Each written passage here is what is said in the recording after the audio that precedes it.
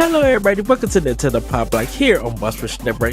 I'm your host, and I'm excited ADV. Joining me is the one, the only Bossman himself, Mr. Corey Dirrig. Hello, good sir. Hello, Edward. Happy, I don't know, it's midnight here, so hi. Hello. Hi. I took a little nappy nap before we started recording, so that means I won't be able to sleep. In my nap, I mean, like, I dozed off and just kind of laid there. But, you know, you felt good. Sometimes adult naps are needed. I mean, I don't know, whatever. Doesn't matter. Nobody cares about my bad sleeping habits. Oh shoot! I need to get to a chiropractor and get this back crack. Like, just power drive my back. Dragon punch it, do whatever you need to do. I really want to do cupping so bad. I want to get my back cupped. And everything, get through little red spots and see or whatever. Break up some of the blood in the system. Just be like, oh, this feels so good. Yeah. And we have too much to talk about. we need like 5 shows. Because like I kind of want to talk about the state of play also a little bit, because that was like the first time I was like actually like, dang, but so I know I need to rewatch it, and I know to be fair, it was only because of Wolverine, right? Which when I was talking to LaRon. Because we was talking about the state of play before everybody. We kind of had a team meeting, and I was talking to LaRon about it, and I was just like, I'm assuming that Wolverine would be the next game. I thought they was going. I think they showed a little bit more of Ghost of Yotei. I think, and House Marquis game they was going to show more of. Suros was there. Suros, yeah. Was there. That's their spring game, I assume. And Wolverine will probably be their fall game next year. But like I feel like there was supposed to be something else like that 2.5D Metroidvania God of War game that's been terribly rumored for so long. Because they've showed the controller. But yeah. You're just gonna release a my kid drew on my white controller with a Sharpie controller for the 20th anniversary. People were mad. I don't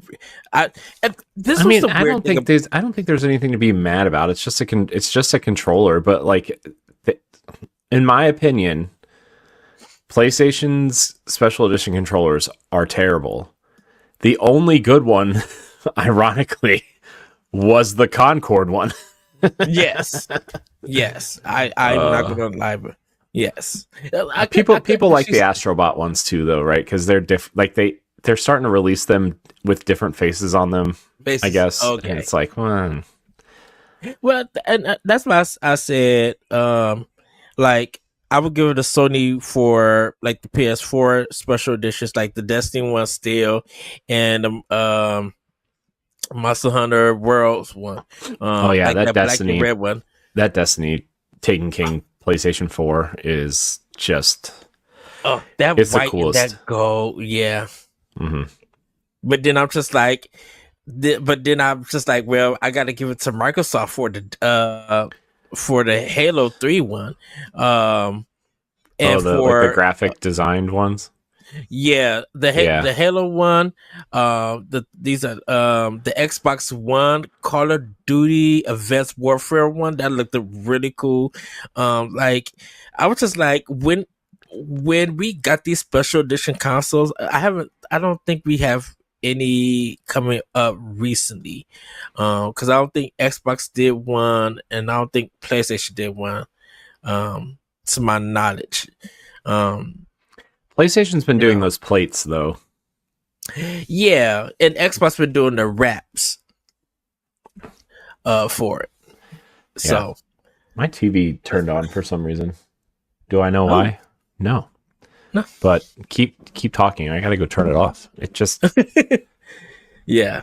So yeah, everybody. Like special edition consoles. If you guys go on bossfish.net, I actually have a blog about that. Like 10 of my favorite special edition consoles and handhelds. So I talk some about the DS, 3DS, PlayStation, Nintendo, and Microsoft. So go give that one a read on bossfish.net. Um so, and I'm excited to see what Nintendo does with the Switch 2 if they do special edition consoles. I wonder, man. I'm starting to wonder. They only launched with one. I mean, granted, different time, I guess, but they only launched with these black Joy-Cons, right? Like, yes. I mean, I know it's to differentiate it from, the Switch 1 essentially on the box, but like, I don't know, man. Yeah. I mean, I'm pretty sure I'm actually kind of shocked the first one wasn't a Mario 40th anniversary one for Galaxy. Yeah. I mean, I was hoping to see one for Samus for Metroid Prime 4, but I kind of feel like go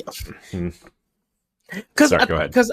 Because I think I think we talked about this, Corey. Like I think the next Mario game is going to start it off, like the official next Mario game, and I'm assuming it's going to be a 3D one. I feel like that's what I think it's going to be. You know what I think it's going to be, Ed? Zelda 40th. I'm putting it right here. I'm writing it down right here. Next year, Ed. Next year, 2026. Mm-hmm. What date is it? It's September 29th or 28th, 2025 when we're recording this. Yes. Sunday morning at 12:08. 40th anniversary of Zelda next year. Wait for it. Here's the kicker. And if this happens, I'm going to buy another Switch 2. 20th anniversary of Twilight Princess next year, Ed. Oh, let's see if we get them coins. You better believe I would sell my soul and a reproductive organ for one of those. Oh, let's see if we get them coins. If you don't think, folks, the moment that Direct is over, if they announce that, everybody going to be, most people are going to be hitting Best Buy. Where's the refresh? Put them pre-orders up. I'm just saying, dude. I will do whatever it takes to get one of those Twilight Princess, and there'll be a Pro controller too with it. The only thing is, it's probably gonna be ugly because that's what they do to Twilight Princess. They make it ugly, even though it has like the coolest color scheme ever. They could do the black and the teal and the orange, and there you go. Like that's your color scheme, and then you like put the logo that's behind the Legend of Zelda Twilight Princess wording. You put that kind of cool, almost tribal looking wolf logo on the back of it. There you go. Yeah, have that one for free, Nintendo. You got it for free. Maybe their new president and their new CEO will pitch that idea. We will talk about that in family news. Did you see her? Did you see pictures of her floating around with Phil Spencer like a year or two ago, mucking it up, like playing games together at something? No. Yeah, I was floating around on Twitter. Oh wow. Well, I think Phil Spencer did visit Nintendo last year. I think. Was it last year or maybe a year before? I mean, they probably eat lunch together. They're probably best buds. Because they're like really close to each other, I think. They're right across the street from each other in Seattle. Or in Seattle. Yes. Yeah. Me and David was talking about that. I was just like, it's probably cool being like seeing Microsoft and seeing Nintendo. He's just like, yeah, but it's like this. So yeah. You win some, you lose some. It's fine. Like Corey, for real, I'm like, let me save $700 up and get a new Switch and Pro controller. I'm telling you, dude, I will sell one of my children. And the amiibo.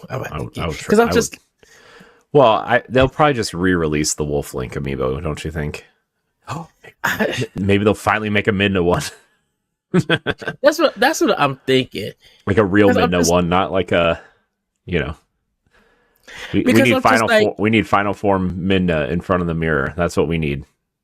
Or standing on the mirror as the platform. That would be cool too. With her adult form, right? Yeah, her true form. Yeah. True form, Ed, not adult form. True form. Oh, there's true form and imp form. Come on, know your Twilight Princess lore here, Ed. It's been so long since. Doesn't matter. I turned it on today. You know why? Because I rewired everything behind my TV because I sold my PlayStation 5 because it wasn't working and I just don't play it. So 2 decent reasons, I guess. I plugged my Wii U in. You know why? Because I want to play Twilight Princess soon, maybe HD. And so I turned it on to make sure it plugged it in correctly.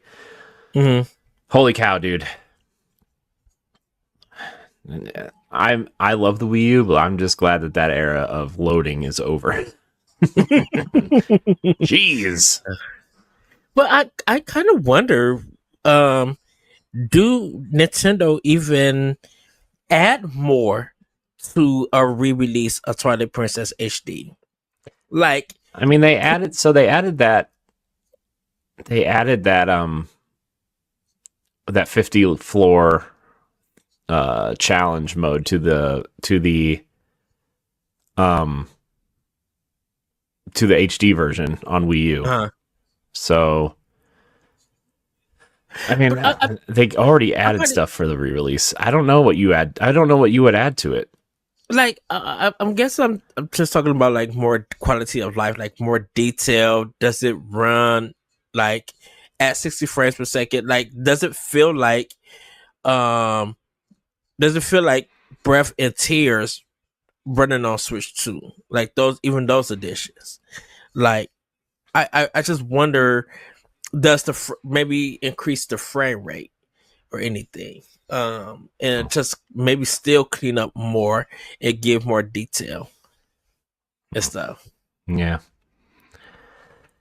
Because Twilight Princess is like, with the Wii U one, they added what they could add, and it's just like, because you really can't change anything. It just besides just keep making the game look cleaner and everything. Yeah. I mean, I wouldn't. My thing is I think they would do like 4K. What they essentially did to Galaxy, right? Like 4K or 1440p assets, whatever, 60 frames a second. Maybe give the textures a once over, which they've kind of already done.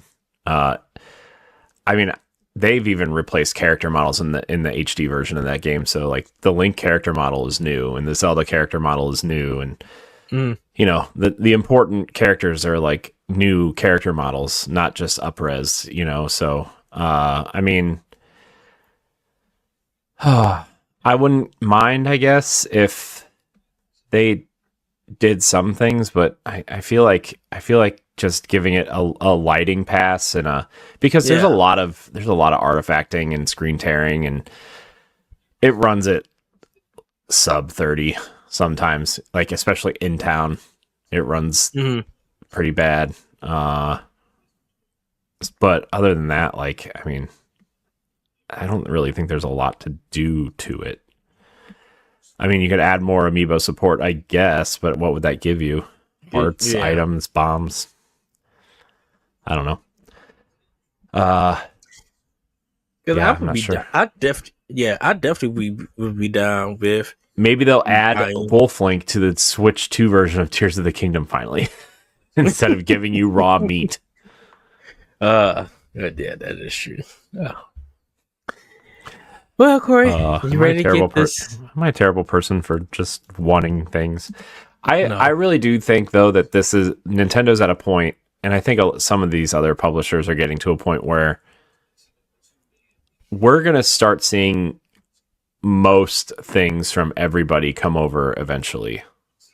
I think like their back catalog things, at least, right? Like, I really feel like we're getting to that point where companies just want their stuff everywhere to be available everywhere all the time. Yeah. I don't know. I feel like the Switch 2 is powerful enough. I mean, I don't know if you saw the comments on what the Final Fantasy VII director said about Switch 2, but they like it. They like the hardware. They said that the challenge was, kind of porting it to this new architecture, but like they like it. So, I mean, obviously you're going to say they like it, but yeah, because they want to bring, Rebirth to it and the trilogy. Like, but they also include Xbox with that. And I think once, because I really feel like that it's a really good setup this year for Switch 2. Going to Pokemon next month in October, hitting with Kirby in November, Metroid Prime 4 in December. Like, you got good holiday games while getting the system for Christmas for people who want to play it. And then starting the year off with Final Fantasy VII Remake on Switch, and then people could look forward to Fire Emblem, which I think is gonna be huge. Yeah, and that Kirby Robobo bot game that they promised was being remade hasn't been announced yet. Yeah, we got Tamagotchi Life, but I'm like, it's that balance. It's stuff that people could look forward to, and like Resident Evil 9. Like, when we was talking through text, I was just like, with Tokyo Game Show that just passed. They were showing more of Resident Evil 9 from Switch than any 60 other frames a console. second, dude. Dang. And I was not expecting that at all. And I think that's getting people now more interested in that game, which could lead to Capcom having really good sales across all three platforms. If Switch 2 is the leading platform, like, to sell the game, that would be a shock, because I expect PlayStation 5 to be like the leading platform, with Xbox or Switch 2, battling out. But I'm like, if Switch 2 can do it, and probably ROG Ally X, whenever, if that's a day one kind of thing, or it may become a Play Anywhere title. I don't know just yet. Like, if that's gonna get added on, like, man, it's going to be an interesting gaming year in 2026. It's gonna be something. Yeah, man. I mean, Xbox has a ton of stuff coming next year, right? Like, PlayStation has a ton. It's. Sorry, I know people don't like it when we talk about Xbox on this show. It sucks. but I mean, like, you look at Xbox, because next year is a huge anniversary for Xbox. So it's 25th anniversary of Xbox. They already promised we are getting Forza, which they announced at Tokyo Game Show. Forza Horizon 6, Gears E-Day, Fable, and Halo. And that doesn't even count things like Clockwork Revolution's probably coming out next year. State of Decay 2 is probably coming out next year. I'm looking forward to the Clockwork game. I'm very intrigued about that game. A lot of people are. I mean, in my opinion, it just looks like more of the Outer Worlds Fallout with a time twist this time, steampunk time twist, instead of, I understand why people are excited for that game. I don't care for those types of games, like Bethesda style games, or even the Outer Worlds. I don't really care for, but I know why people like them. But yes. I mean, that's still going to be a huge title for them regardless. Grounded 2 will probably get a 1.0 release next year. I'm trying to think of, they have so much in development that I can't even keep up right now. I mean, we'll probably get Gears 2 and 3 at some point next year before E-Day, so PlayStation users can have them. Right. And then probably more Sea of Thieves stuff. Mm-hmm. Celebrated the 25 year. Mm-hmm. You know what would be cool next year too is if they release Rare Replay on Switch 2. Yeah. That'd be a good anniversary gift for Nintendo. Is it Project Gotham Racing? Was that the racing game from Microsoft before the Forza? Well, it was. Yeah. No. I forget the racing game on Xbox, but Project Gotham 1 and 2 were both on 360. Because that was the arcade racer before Horizon. That's what it was. Okay. Because I was like, Forza 1 came out on the original Xbox, but Project Gotham was a 360 game. But then I remembered it was the arcade racer before Horizon. Because Motorsport didn't come to it came to 360, and then that's when they split the series. Yeah. With Horizon and Motorsport. Yeah. Yeah, because I'm just out. I may have to go through Microsoft's first party games from the first system. I mean, they still have a ton of games coming out this year. They have Outer Worlds 2. They have that weird Lighthouse game right from Double Fine. They have. I mean, they're publishing Ninja Gaiden 4, right? They're funding in doing that.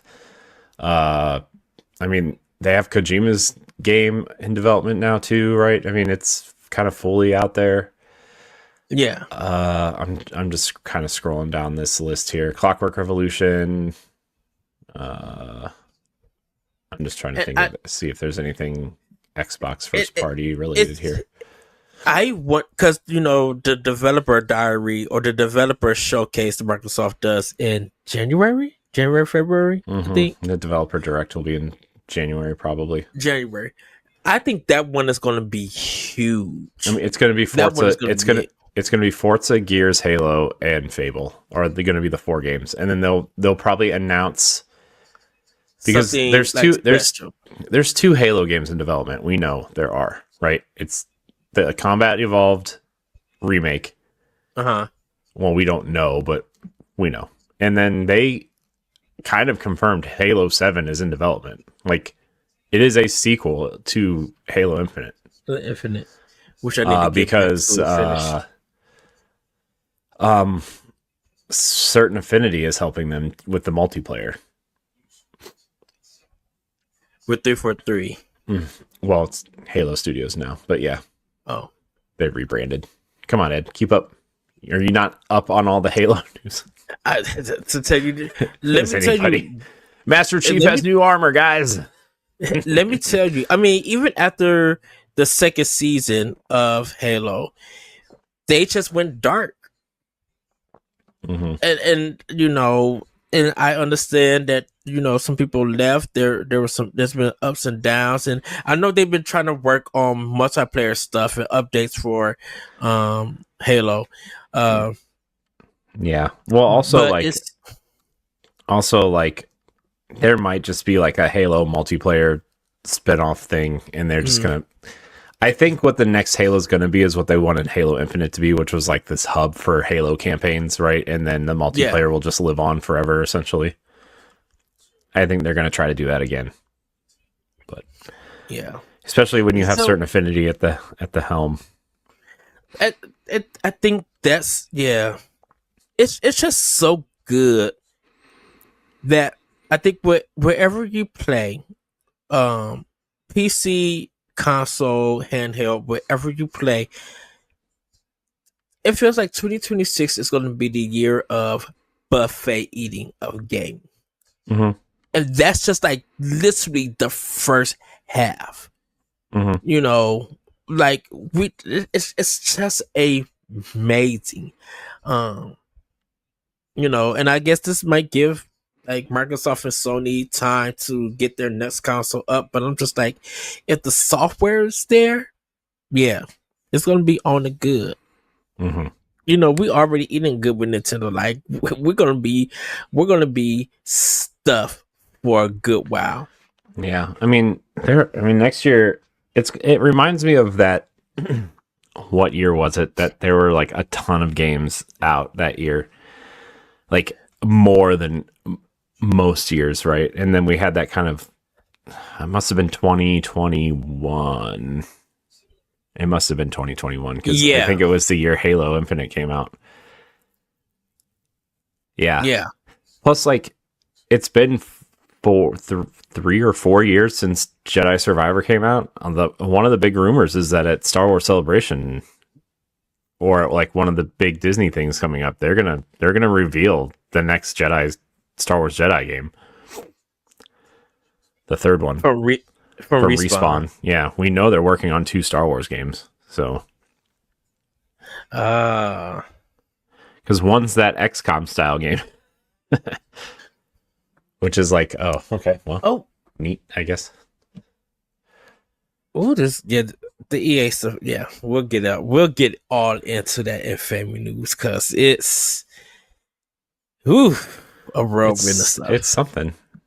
It is. Yeah. Well, Corey, how about we get into the show? No. Here. Hello, everybody. Want to start with Nintendo.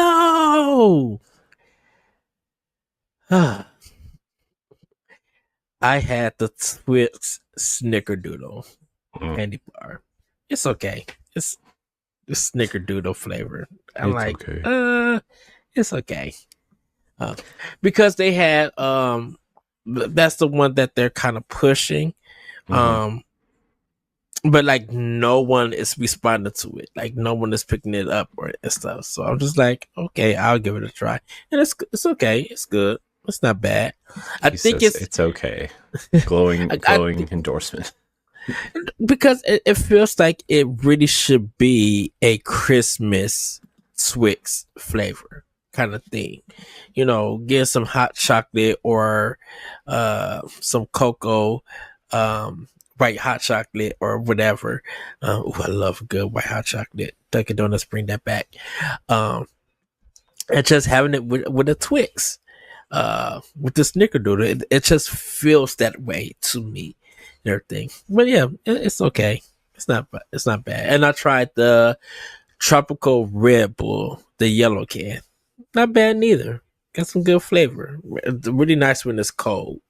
Once it warms up, it's just like, oh, okay, it's smoother to drink. But like to really get that taste, that Red Bull yellow tropical flavor, needs to be kind of cold.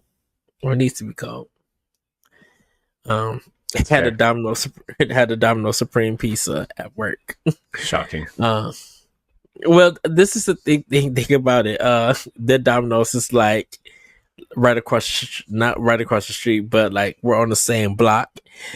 So it's like 2 blocks from our store. So literally they don't have to drive. They could just like walk to the store and give me my food and everything. So fair enough. But yeah, nothing new. I did have some Taco Bell Catarina chicken burrito, which was really, really good. I did have orange vanilla sherbet flavored freezer from Taco Bell. Really, or orange vanilla cream flavor. Really, really good. I learned that I have to take my time with the freezers because if I drink it too fast, my chest starts to freeze and I get like brain freeze too. Just like, gotta let this, take its time. Don't drink that stuff too fast. But yeah, and then has some Jersey Mike's. So nothing too new. Still waiting for the Halloween stuff. Because sometimes, of course, we got the pumpkin spice, but I'm waiting to see if Mountain Dew does something different with their mystery flavor this year. Because mostly it's been like tasting like Skittles for the last couple of years. So I wonder if they're gonna change it up and stuff. I bet they don't. And everything. And then you're probably right. But because I haven't seen it in the stores yet, but I'm assuming like in a couple of weeks we'll start seeing it in the stores. So, but everybody, that's what I've been snacking on. My search for Sloppy Joe's is going to be on the way, so I can see which Sloppy Joe's feels like something you have to make at home, dude. It is. But like, I kind of be wanting Sloppy Joe's when I'm at work and no one makes them and stuff. And October is the right time for a spooky season and some good Sloppy Joe's. Yeah. Well, but you know what's good on Sloppy Joe's, Ed? You put a little bit of like sprinkled cheese, like shredded cheese on it. Yeah. And then here's the kicker. Now your Sloppy Joe's kind of have to be a little bit spicy, a little bit, not too much, but just like enough with the shredded cheese. And then put Arby's horsey sauce on it. I may have to do that this year. Yeah, it's good. Like go to Arby's, order something, get the horsey sauce, and save the sauce, and then get the Sloppy Joe. By the way, did you see the good news about Arby's? Potato pancakes are back. Yeah. Did we have that conversation already? You did, yes. Okay. And I asked, have you gone to get some? You said not yet. So here's the thing. Next Sunday, leaving for vacation. Guess what's in the airport at Akron? An Arby's. Guess what I'm going to eat for breakfast? Potato pancakes. And then I'll have to like hide in the bathroom for an hour on the flight because they're greasy. But yeah, that was too much for everybody to listen to. That's fine. How long is your flight? Like an hour and 45 minutes ish. It always says over 2 hours, but we always get there early, every time. Oh, that seems very short. Yeah, I mean it is. I mean it's only like if we drove, it's only like a 16-hour drive only. But yeah, ours is a 24-hour drive because we took a bus. But we stayed there like for 5 days and everything. In 8th grade, we kind of did the same when we went to high school because we were singing at Epcot Center in high school. We're going there on Tuesday. So. Oh, Epcot? Yes. Yep.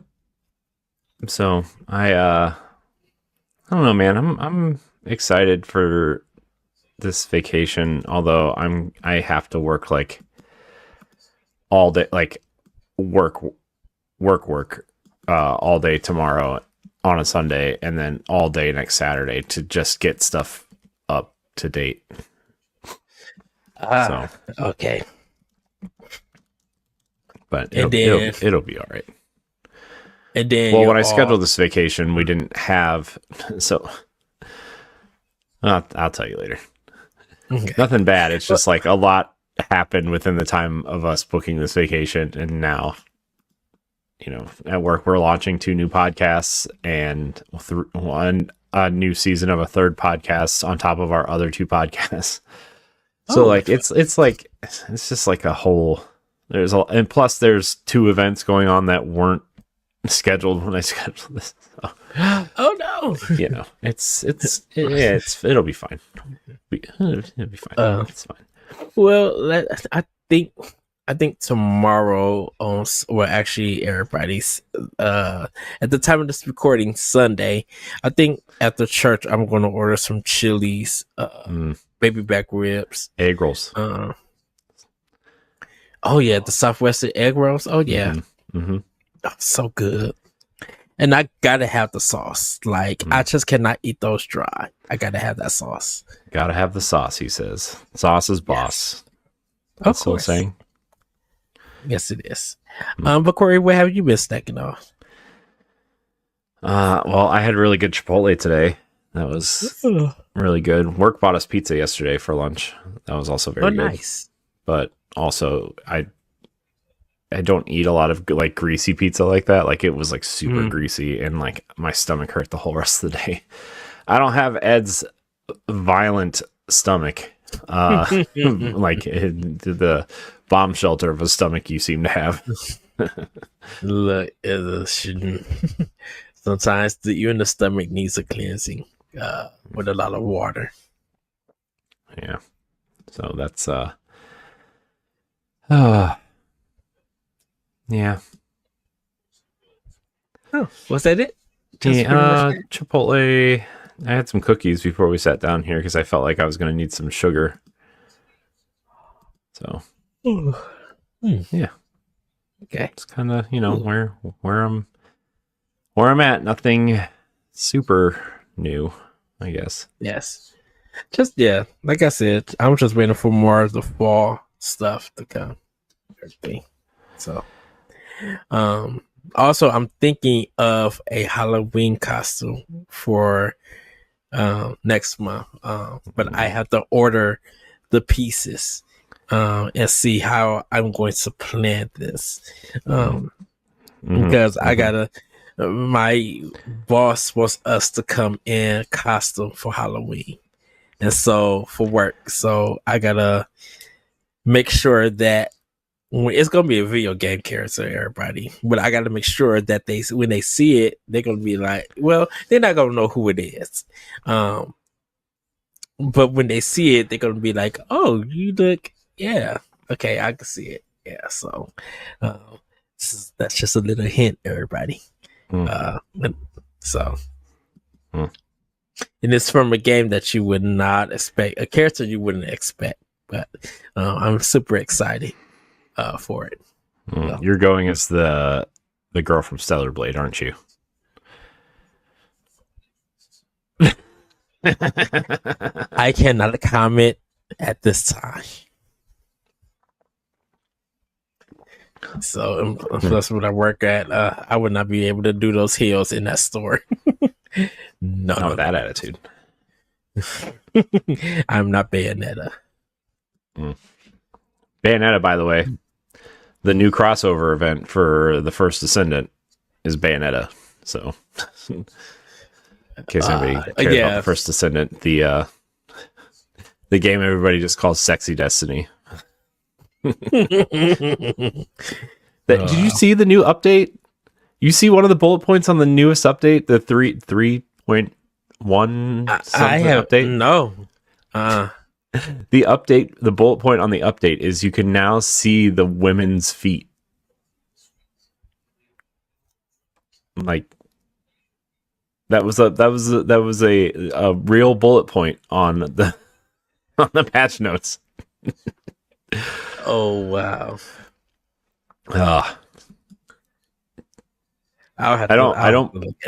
I don't play the First Descendant, but I listen to the Jeff Gerstmann show, and he plays it a lot. It's like his garbage time game.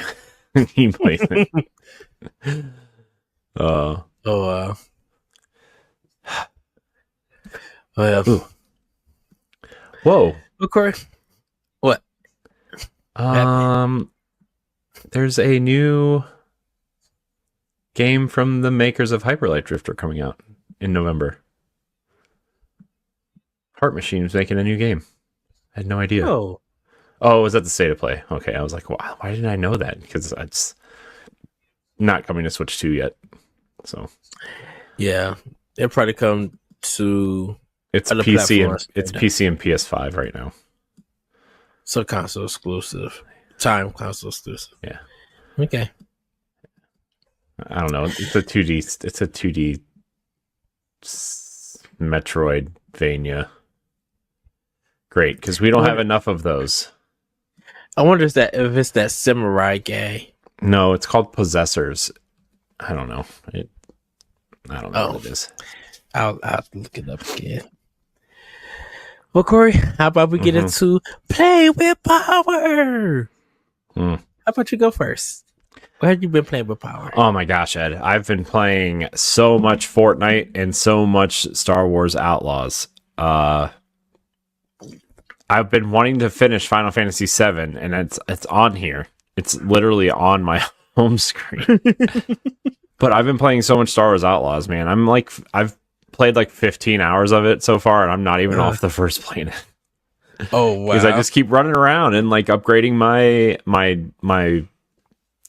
speeder and my gun, and I did go into space. I did infiltrate some sort of Imperial base just before we got on today, and yeah, I was definitely, man. I gotta tell you, man, I don't really care for stealth games all that much, but sneaking around stormtroopers and like taking them out feels really really good. You know, I really like it. I'm kind of building that building my team for my starship or whatever, right? And there's an alien named Waka on my ship now, and then I have this head in a bottle essentially that talks to me. I don't understand what it is, but it was a prisoner on the starship I invaded, and I brought it back with me because it was doing something for me. I don't know. I also really like the mechanic with Nyx. Like, Nyx can go fetch stuff, can squeeze through small holes to go fetch stuff, open doors that are locked, right? Like, it's just a really, it's a really nice game. I think it's really great, and it's really great on Switch 2. This is definitely a standout title of what other companies should be looking at when they're making these larger games for Switch 2. Right. I mean, yeah, there's some things.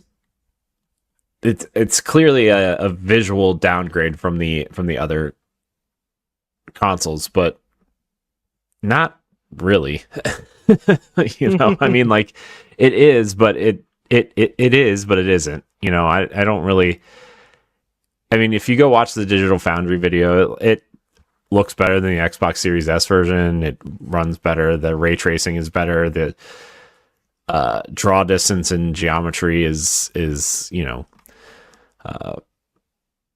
just a really nice, fun game. The ray tracing looks really nice. The real-time lighting looks really nice on it. Like, I don't know, man. Kay Vess is a cool character. She's got a vibe to her that's like, yes, it is kind of Han Solo-esque, but it's not. Like, it's her own thing, right? She's a smuggler. Yeah. Like, she's just trying to survive. It's really fun, man. I think even if you're not into Star Wars, I mean, there's not very much Star Wars to this, except for, like, obviously some of the characters you run into are the aliens from Star Wars, right? But, like, there's not, like, it's not like you're meeting Luke Skywalker to do missions for him or whatever, right? Right. The climbing feels like straight out of Assassin's Creed, essentially. The cover shooting mechanics and the shooting kind of feels a little more like The Division, and it's probably more like Ghost Recon than The Division, but it makes sense because Massive is doing it, right? Like, it really does feel like The Division. Yeah, I really think it's a great game. I'm excited to keep playing it. Like, I want to see. It's probably time to go to a new planet, right? But, like, I'm just having so much fun doing, just these dumb side missions. Like, I also really like the essentially there are like these factions that you do jobs for, right? Yeah. And if one faction catches you doing a job for another one, your rep goes down with them when your rep goes up with the other one that you're doing the job for. And You kind of have to balance that out and kind of choose sides essentially.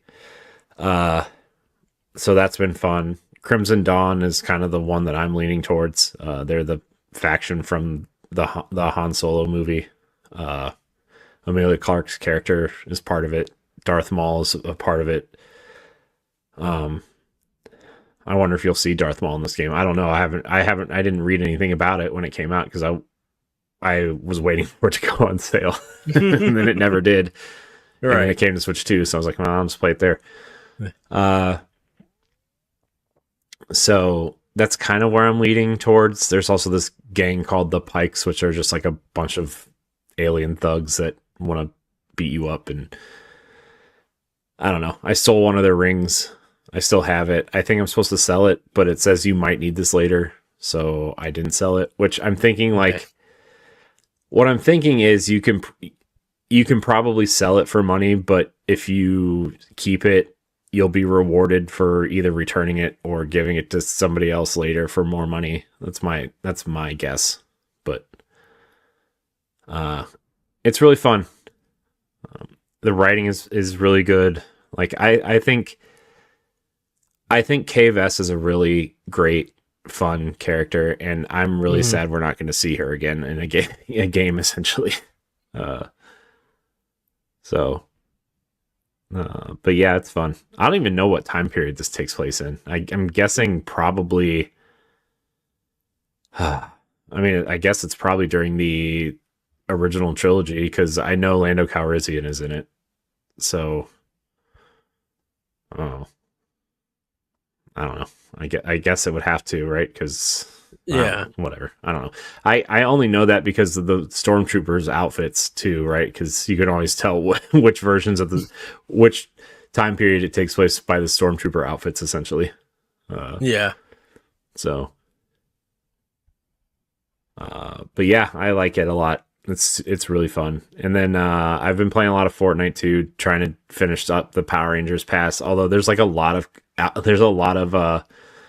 skins in the game now that I kind of want. Even though I'm like, once the Power Ranger thing is over, unless they do like I don't even know what another collaboration they would do right now. The Marvel skins are back. Like the X-Men skins are back. Okay. So like the pack is Cyclops, Colossus, and Jubilee from X-Men 97, essentially. So that's the pack, and then they brought the Rogue and Gambit pack back, and they brought the Deadpool and Wolverine pack back, but it's the cell shaded ones, not the.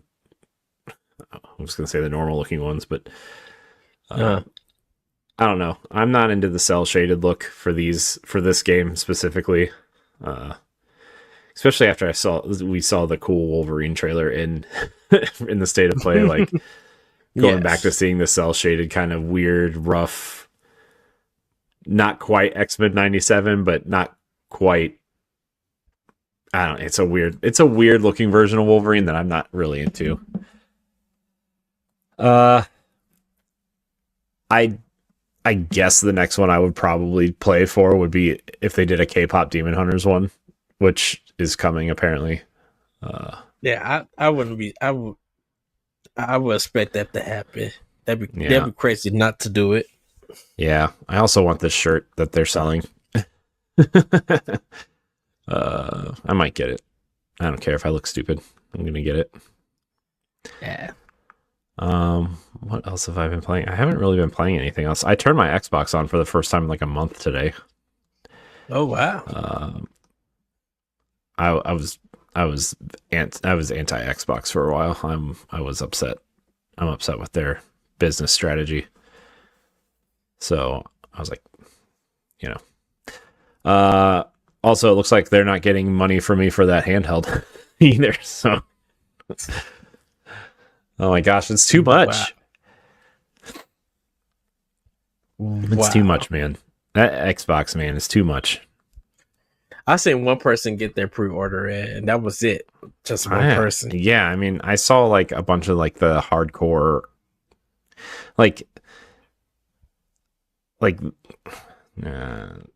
there's some questionable Xbox influencers out there that really kind of, they're the rah-rahs, right? Everything Xbox does is good. It doesn't matter what it is. It doesn't matter if they contradict themselves.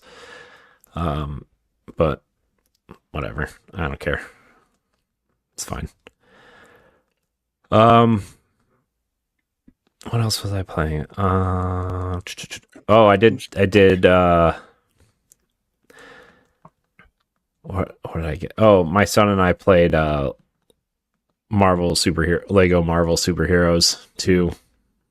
It's really not great for him. I mean, he's a little bit too young for that. I don't know. I just felt like it was going to be easier than it was, and it's just not. I don't know. I don't know why, man. I don't know what it is. Is it boring for him, or no? He just he still has some trouble moving around in a 3D space, especially when there's jumping involved, right? Uh-huh. Or there's a lot going on, and Lego pieces. There's Lego pieces everywhere, and everything's kind of built out of Legos, but kind of not, and it doesn't look very good on the Switch version. Doesn't look very good, right? So everything's kind of blurry, and you just and then the split screen stuff is really weird because they split it vertically, so there's not a lot of room, and it's super zoomed in. It's just really bad. So I don't know. We stopped after a while, but okay. The thing I have to do now, Ed, is play through the water levels of Super Mario Wonder so we can get to the next stage, because he hates the water levels. But that's I hate swimming in this game. Well, he doesn't understand it, and you try to teach him, but he gets frustrated, right? Because they introduced the the badge system, right, in Wonder. Yeah. And he had a hard enough time learning how to use the hat, the parachute hat badge. Yeah. And then to do the water levels, they recommend the dolphin one, right?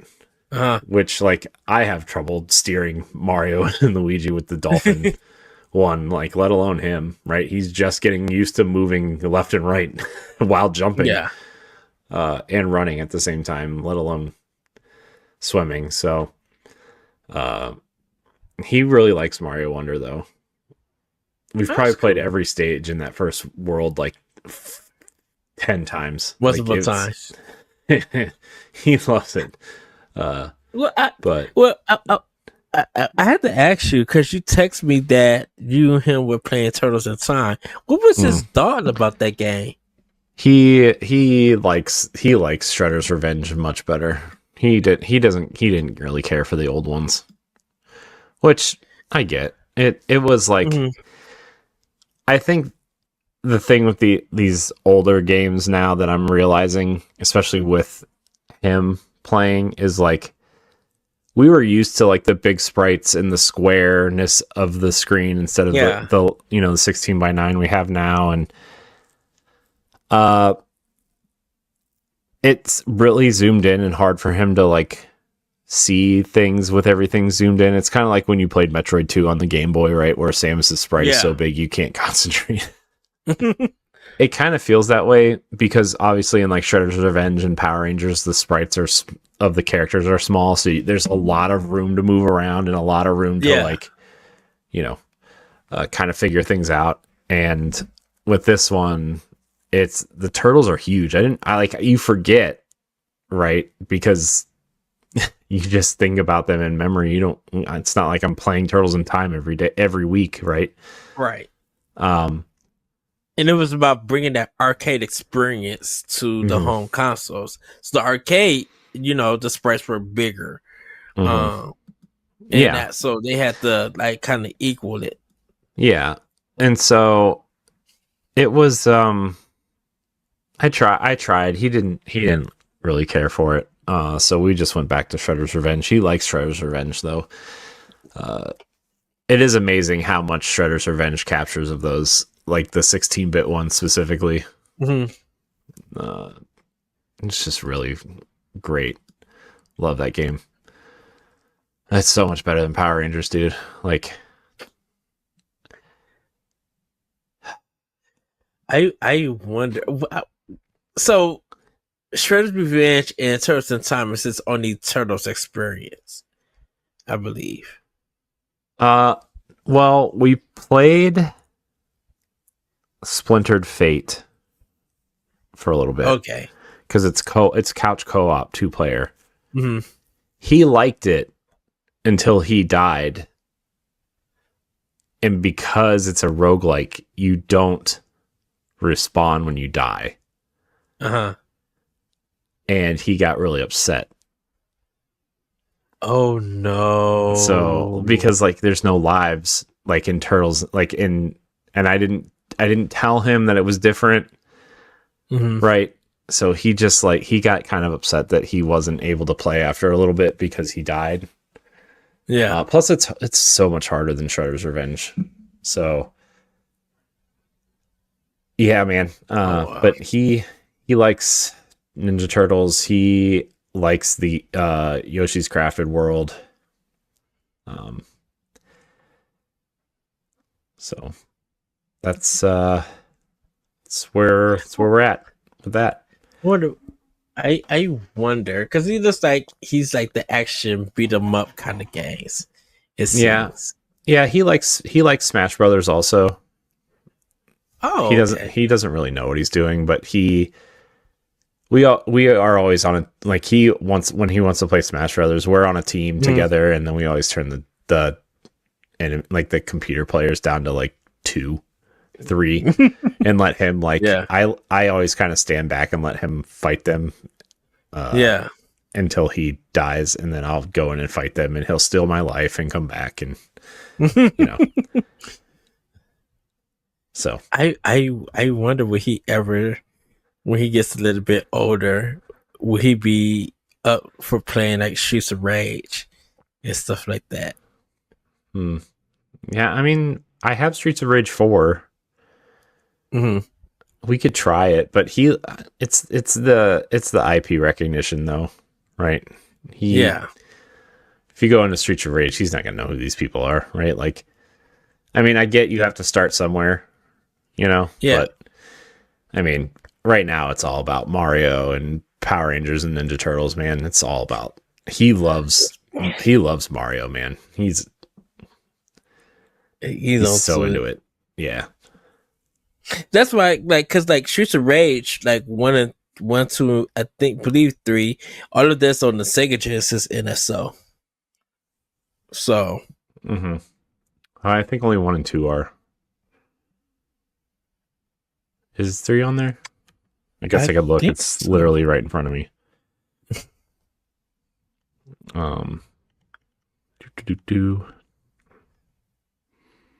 There it is. I always get confused which one is which because I have the Genesis Classics collection on my Switch also. Mm-hmm. But I bought that before. I don't want to play. I just want to move our stuff around. Gosh. Streets of Rage is 1, 2.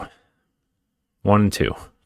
Okay, 1 and 2. Okay. So we got Street Fighter 2 Special Championship Edition and Strider on each side. Ooh. Vector Man. Oh man, I wonder how he would react to Toe Jam and Earl. Like the character designs, not the game. The game sucks, but the game was. I know there are. Oh, you know what he would really like? Gunstar Heroes. Maybe we'll try that.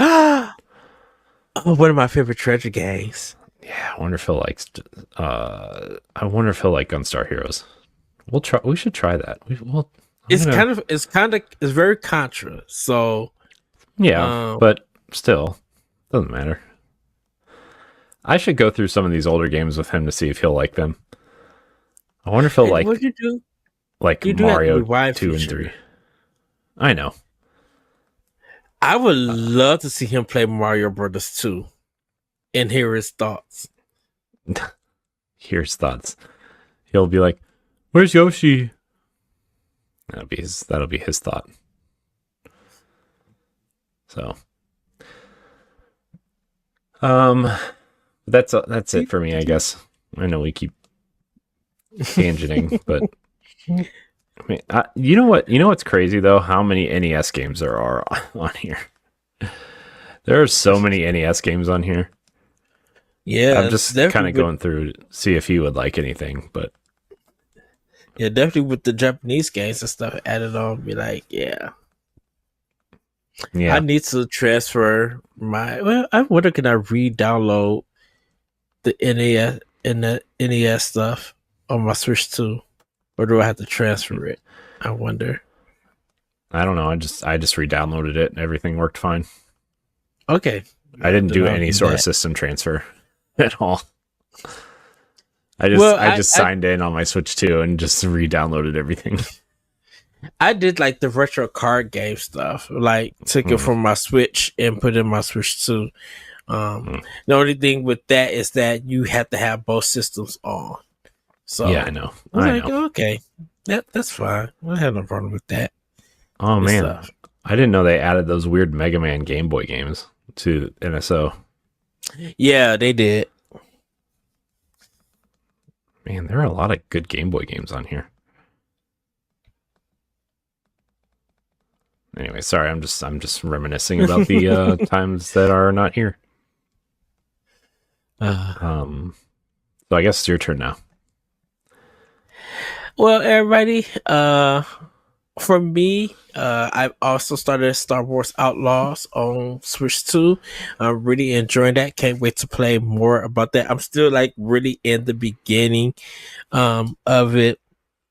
Like I just got the credits, like the $50 credit, 50 credits to like get my engine part or whatever. So I'm just earlier in that game. I had to stop due to work, and the game was really dark in the handheld system, so I'm gonna play it on my TV. I got Street Fighter 6, but haven't started yet. Played a little bit more of Silk Song. I think I'm about to get closer to the end of Act 1, so just doing some more exploring. Played Moonlighter. This is the like top down rogue sell parts and stuff RPG. But I did pick up Hades 2. And just enjoyed that game. Played that at PAX West. And could not wait to play at home. So I've been spending some time with it, getting some good runs in. I still haven't unlocked my next weapon yet, so or even got to a boss yet, but hopefully I will be doing that in the coming days. For my Xbox, I still is continuing Borderlands 4. I'm at 28% in the campaign. Once I do a few more things, I think I'll be at 30. I think I'll be like 1/3 or 1/4 all the way done with the game. So, super excited to play more of it. I've been doing a lot of the side quest missions and getting some other parts on it. It's really, I'm probably going to end up getting another headset for my Xbox. I'm probably going to order a wireless one so I can hear it due to the fact that I kind of muted everything because I like to listen to podcasts and stuff while I play. But I think I'm going to go in and like take some time to hear the game through the headphones and stuff. So, but that's what I've been playing with Power. I am working on my Silk Song review. And once I get that out, hopefully I can start working on my Borderlands 4 review with the updates. And I am planning on getting it on Switch 2 once we get a new date for that game. And I feel like it's probably going to be 2026 sometime that we get that game. So yeah, that's what I've been playing with Power. I nice. Don't have any. Yeah, I don't have any show and tell or anything for you, Corey. I mean, I bought a couple games that were on sale, but nothing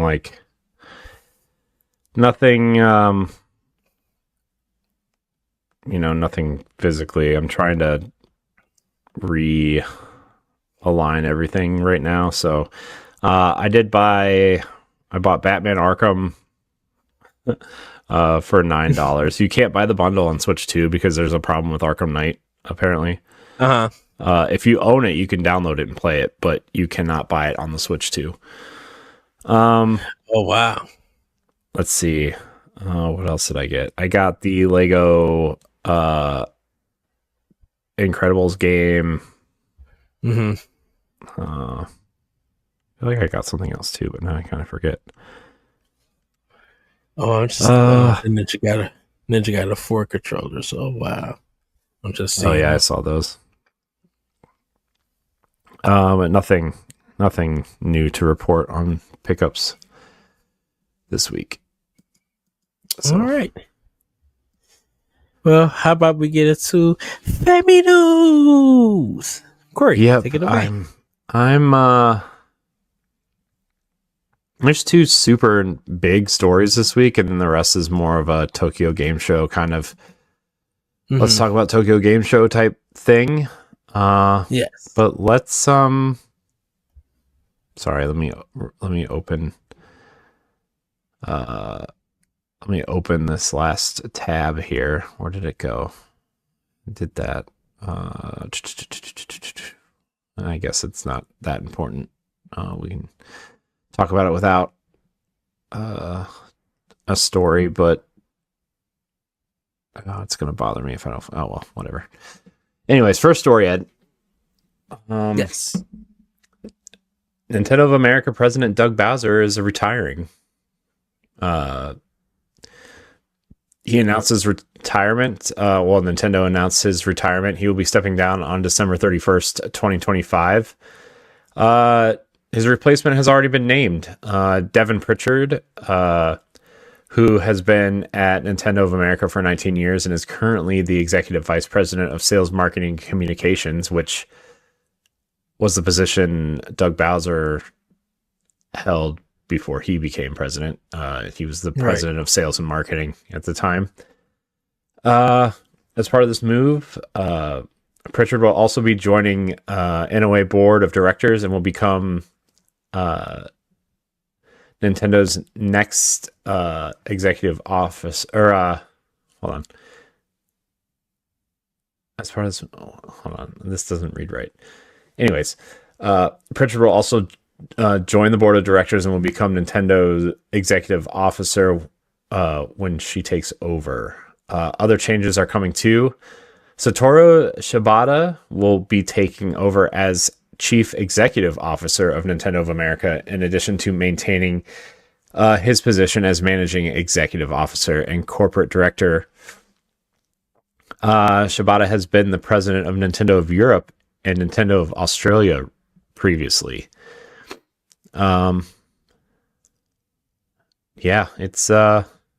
It's also worth noting that Devon Prichard will be Nintendo's first female president. Which is I feel like in 2025 it's not that big of a deal, but I feel like it's still it's still a big deal.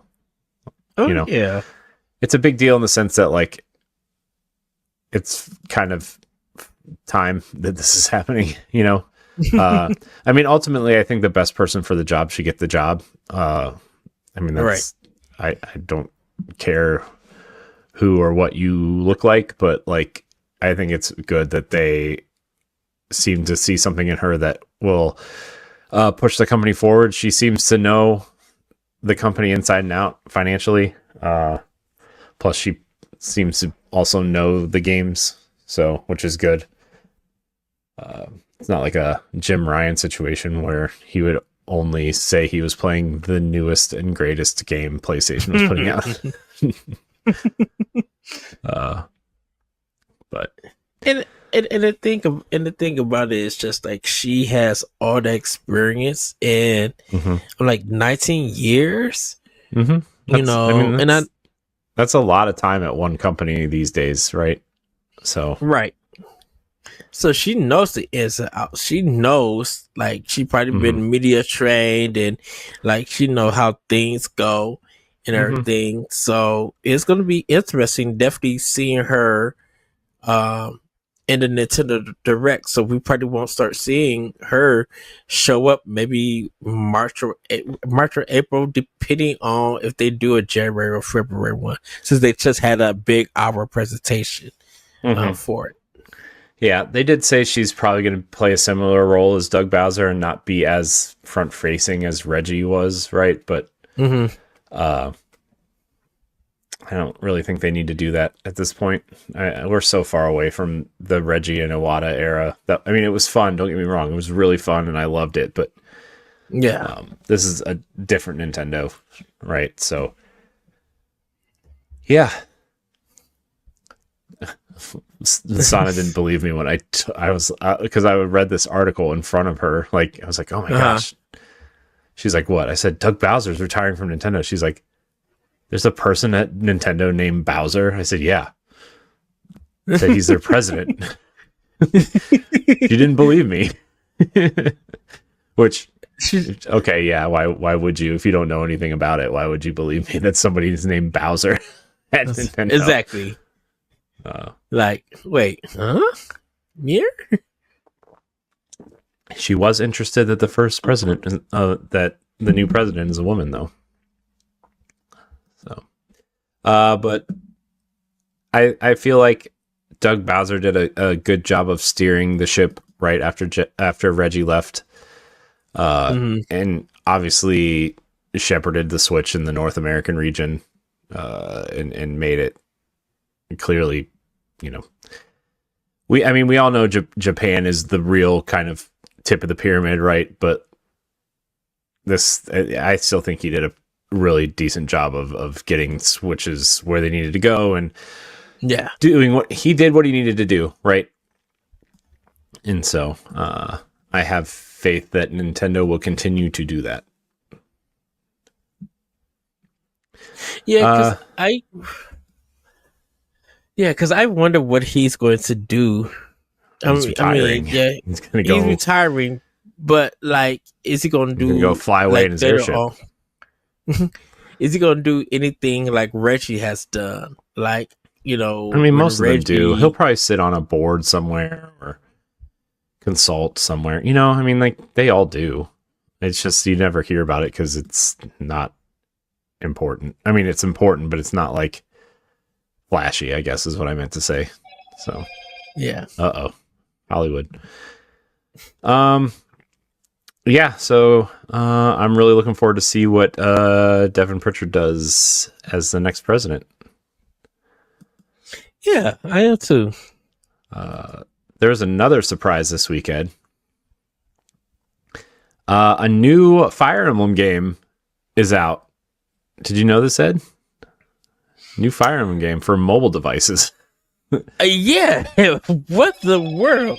Sorry about that, everybody. It's Nintendo has released their first mobile game in like 5 years. It's a Fire Emblem game. It's the title is a spin-off of the main series and introduces a new style of battle featuring role-playing, real-time strategy, and social deduction. According to Nintendo, this is a free-to-start experience with optional in-game purchases available. This is a quote from Nintendo. The gameplay of Fire Emblem Shadows combines real-time strategy and social deduction. One of the three allies participating in each battle is secretly a treacherous disciple of the Shadow. Players choose to take on the role of either a disciple of light, aiming to find their way through the labyrinth, or a disciple of shadow. After the initial battle, players vote to determine who they believe in, who is the treacherous disciple of shadow. The outcome of the vote affects whether the next battle is more favorable or more challenging. So that's it's kind of like, I don't know, the art style kind of is weird, but I haven't played it yet. I downloaded it. I have heard that it's not very good, but I did also re-download Fire Emblem Heroes. So that obsession might start again soon. I like the color palette they chose, though. I really like this like purple, these shades of purple. It kind of reminds me of the Destiny Rising stuff that's been coming out, to be honest. Oh. Which has a terribly low player count, apparently. I've read somewhere. I was like, because you put a Destiny game on mobile. Right. I'm like, I get that first-person shooters are big on mobile, but this is not the right kind of first-person shooter to be on mobile. I do think they should put it on Switch, though. But we'll that's a different conversation for a different day. I think Destiny Rising is really good. It is really good. But I can also mirror my phone on my laptop, connect it to a monitor, and hook a Bluetooth controller up to it and play it like a normal Destiny game. Right? So yeah. I'm not like sitting there playing it with a backbone that's, duct taped to my phone or whatever. Oh, wow. But yeah, I don't know. Fire Emblem Shadows is out. Really surprising. Doesn't really seem like the Fire Emblem game people wanted, but there is a new normal Fire Emblem game coming out, so yeah. Exactly. All right, Ed. I guess we'll get in on some of these smaller news stories. Tokyo Game Show related mostly, probably. Sonic Racing Crossworlds, Ed, has revealed the Mega Man Season Pass collaboration. They revealed Mega Man, Proto Man. They Mega Man is driving the Rush car from the Japanese only Mega Man game.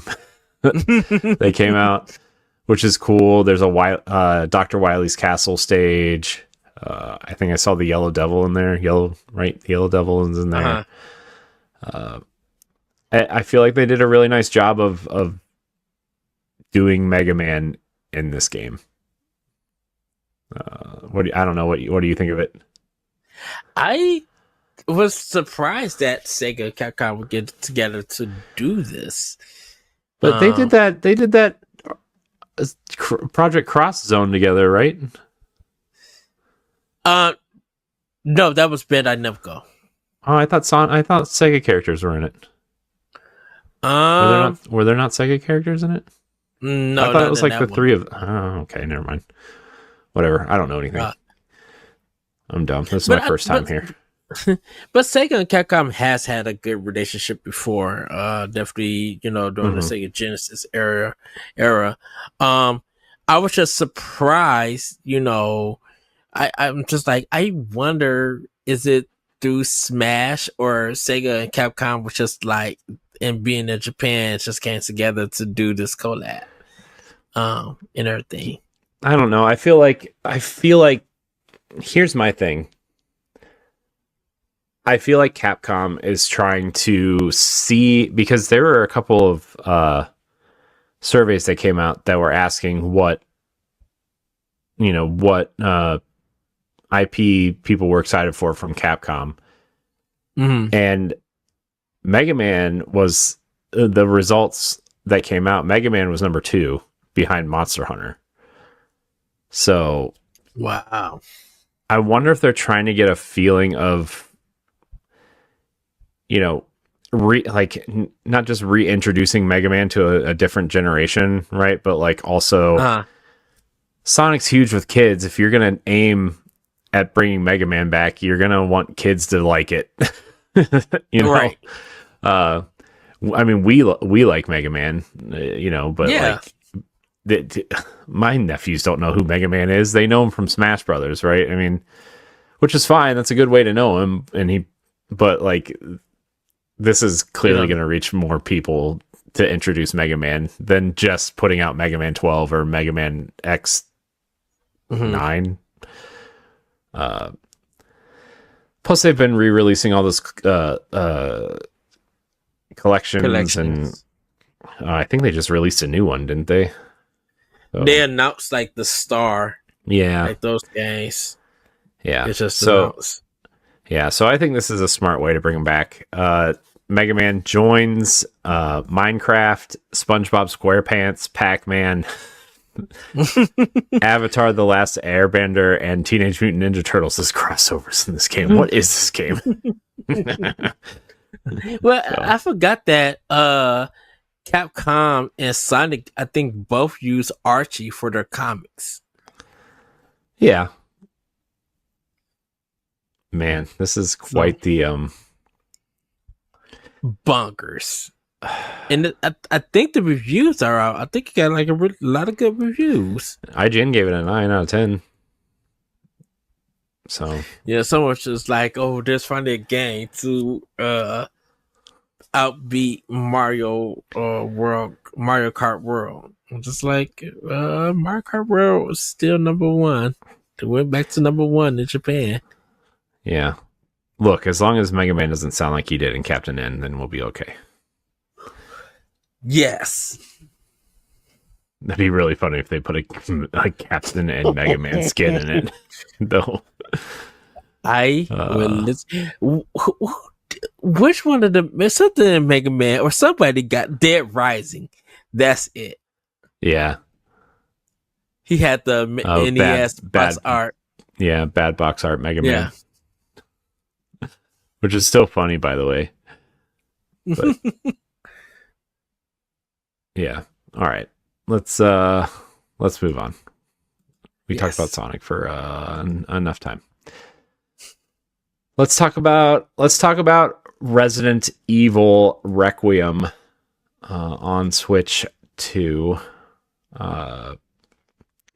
So Resident Evil Requiem gameplay was shown at Tokyo Game Show, specifically on Switch 2, and some of that has leaked out to the public from here.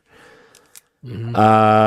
The demo itself, pretty familiar since it had already been shown at on showcases at other platforms. It is a visual downgrade, but let's see. Where's the big news? The big news is that it was running at 60 frames a second on the Switch 2. Yes. And I gotta tell you, man, I think it looks really good. Like, visually. It's scary, man. I feel like games like Resident Evil 9 hitting day and date with the other consoles is a big deal. Mm-hmm. And they weren't going to put it on Switch 2. I don't know if you read the interview or not about this game, but they did an interview on why they were releasing 7, 8, and 9 on Switch 2 all at the same time. And they weren't going to put any of them on Switch 2, but they saw the power of the console and how popular the Switch has become, not just worldwide, but in Japan in particular. And like Resident Evil is really popular over there. Like, yes, they have like the cafes and the escape room experiences over there and everything, right? Like the big expensive escape rooms that you like spend all day in, not like I'm going to go there for 45 minutes and then when the timer's up, they let you out, right? Right. So they decided to port them over, and they decided to port it when they were porting over Street Fighter, because they essentially used Street Fighter to learn the system, right? Yeah. Learn how to port to the system, and they're going to probably start porting more games over, which is great, because I just think I think my opinion, and we talked about this at the top of the show, I think, or before we started recording. I can't remember, dude. It was 90 minutes ago. I have no idea. But I think these companies just want to have their games available where they can, all times, right? Because people have locked into their digital platforms at this point. And regardless of if you think your games are going to sell there or not, you need to be there, essentially, right? I mean, Square Enix is finding that out with Xbox right now, right? Like, Final Fantasy 16 clearly didn't sell much on Xbox, but they want their games there regardless, because there is an audience there that wants these games that maybe don't want a PC or a PlayStation or vice versa or something, right? Like, And there are people who only play Switch. Like, I know people that only have Switches, right? Like, they don't have Xboxes or PCs, or, you know, they might have a PlayStation for, like, you know, their Call of Duty addiction or whatever. But, like, you know, especially families with kids, like, that might want to play some sort of, you know, adult aimed experience. Like, it's good that Nintendo is getting these games.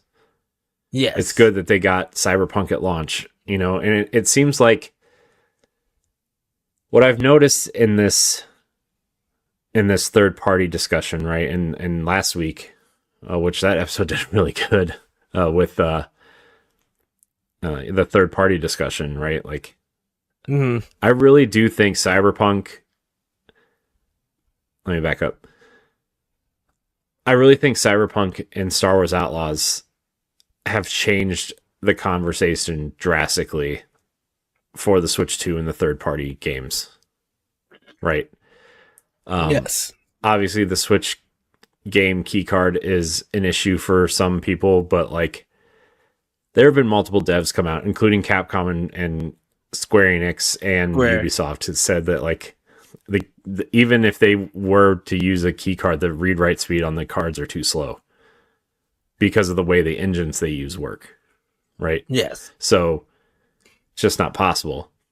It's literally not possible. They would have to get different cartridges, and you would be paying $100 per game because of how expensive those carts would cost. And Nintendo wants to keep the cost down too, right? Because they're buying the carts wholesale from this company that only sells one size, apparently. and I messaged you about Star Wars because, like, I put in the game key card for it. I downloaded the game, like, installed it and everything at my house. And while I'm on the go, I was able to get on. It asked, only reason why it might ask you for online access is for the Ubisoft thing, like the play thing, the club thing. Yeah. But you could play the entire game still offline. And that's what I was doing. I was playing it offline. And I was just like, with the game key card, it literally feels like you have a game there. It's just not on and stuff. You know what it reminds me of, honestly, and this was a discussion I heard Digital Foundry have, and then I think we had it maybe last week or 2 weeks ago, where, like, if Nintendo was to change cartridges, they would almost need, like, flash memory carts where, like, the data was on the cartridge, and then you would transfer literally install the data to, like, a memory card or the SSD inside. Like, it almost reminds me of, like, early PS4, Xbox One days where they had that mandatory install if you were playing on the disc, right? Where, like, even if you had the disc, you had to install the game onto the hard drive for it to play. And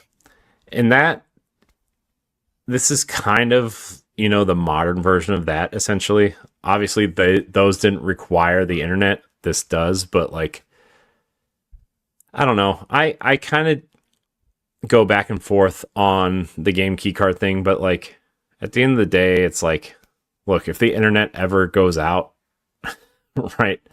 Like, there are much bigger problems in the world if the internet ever goes away. That, like, I don't know, maybe we'd be focusing on, I don't know, surviving instead. Yes. Plus, like, Nintendo has already guaranteed all of their first-party games will be on a cartridge. Like, the full game will be on the cart, ready to go. Some third-party games and indie games have confirmed that too, right? Like, we know Cyberpunk is. Hades is going to be all on cart. There's another game recently that said it was going to be all on cart too, but you know, I really do think that digital ecosystem and the way that SSDs, the speed of the SSD, and the amount of RAM that's in the Switch 2 also has really changed what a low-powered device can do, right? Yes, at a reasonable price. Yeah, I was looking at Steam Decks are on sale right now, by the way. The the LCD one is $340 right now.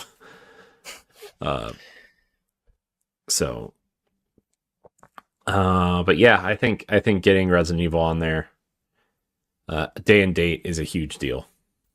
I think it's a huge deal, and it's a new. We always talk about how the Switch needs to get third-party games day and date. I mean, we're seeing that with Borderlands right now, where it was delayed indefinitely, right? I wasn't going to talk about it because I don't really care. But it runs terribly on PC and console.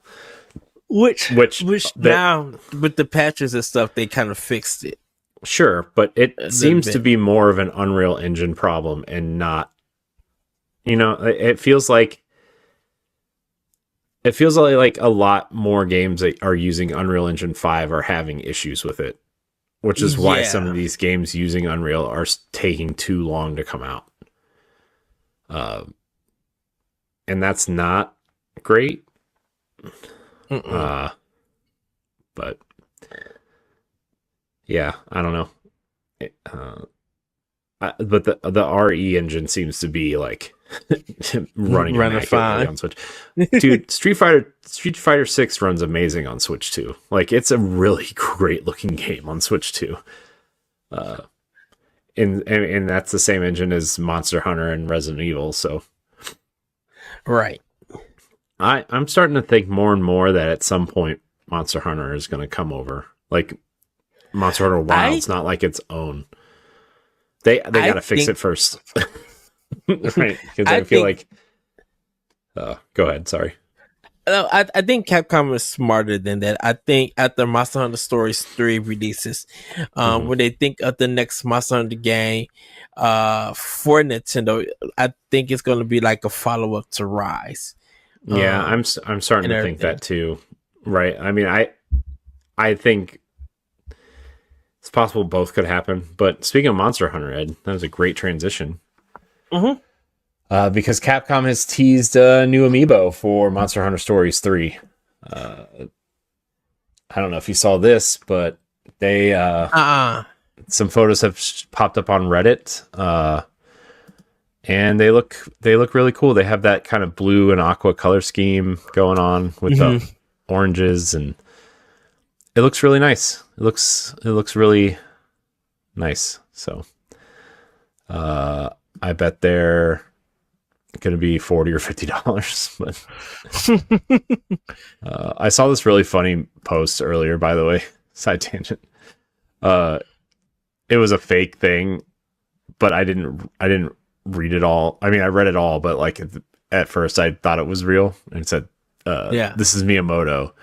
And then it starts talking about the amiibo prices and stuff. And he's like, the Rosalina amiibo was going to be cheaper, but here at Nintendo, we sift through a lot of fan art and thought we could charge more. I was like, oh my God. By the way, another side tangent. Speaking of Rosalina, did you see the leaked art of her for the Mario movie? No, dude, she looks so sassy. She's got some sass and some she's got something going on, man. There's going to be a lot of interesting people. That movie. Let's just put it that way. I don't know. People that hang out on 4chan and DeviantArt, we'll say. Those people. Oh no.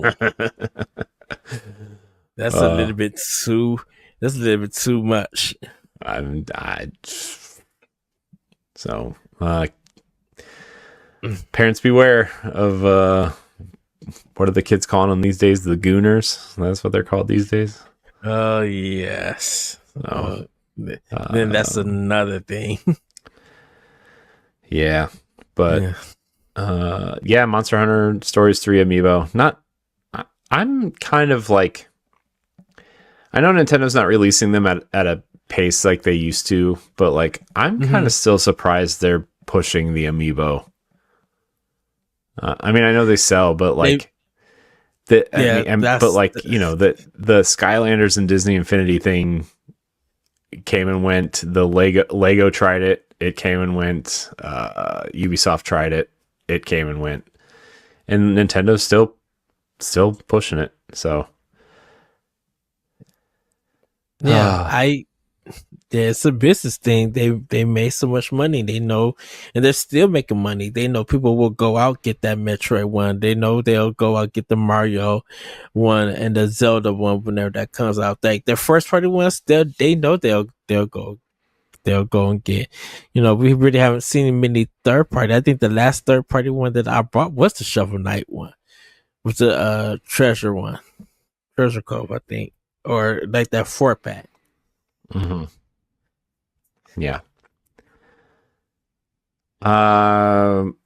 So let's talk about Final Fantasy VII Remake. Obviously, it's coming to Switch 2.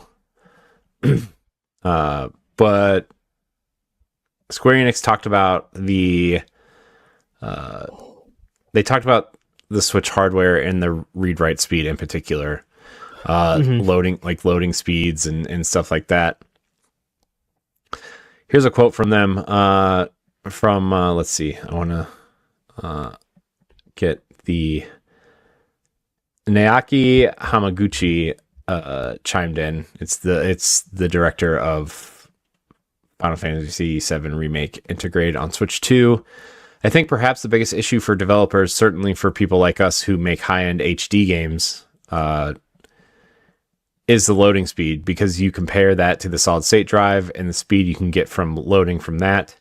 It's going to be inferior to that. And they're talking about game key cards and memory cards and compared to the SSDs inside, right? So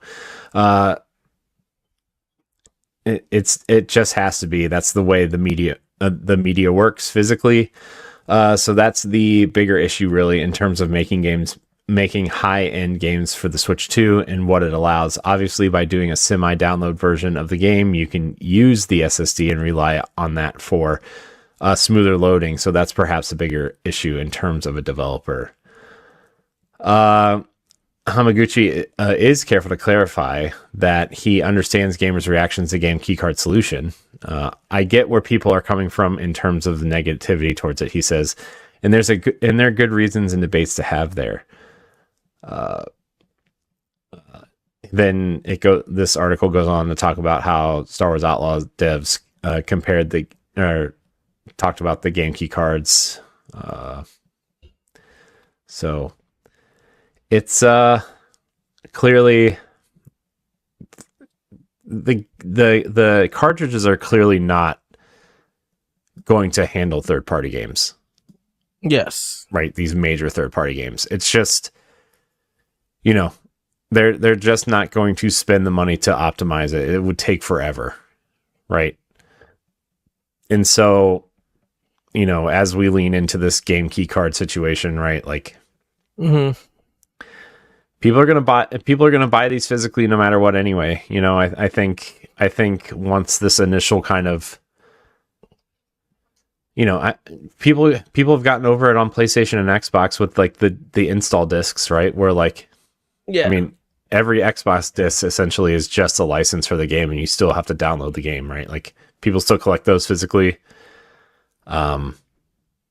This is literally just that. PlayStation, a lot of PlayStation games are like that, or like partial installs or partial downloads, right? Like, you know, so I think for me, as long as these games come to the Switch 2, I think it's good.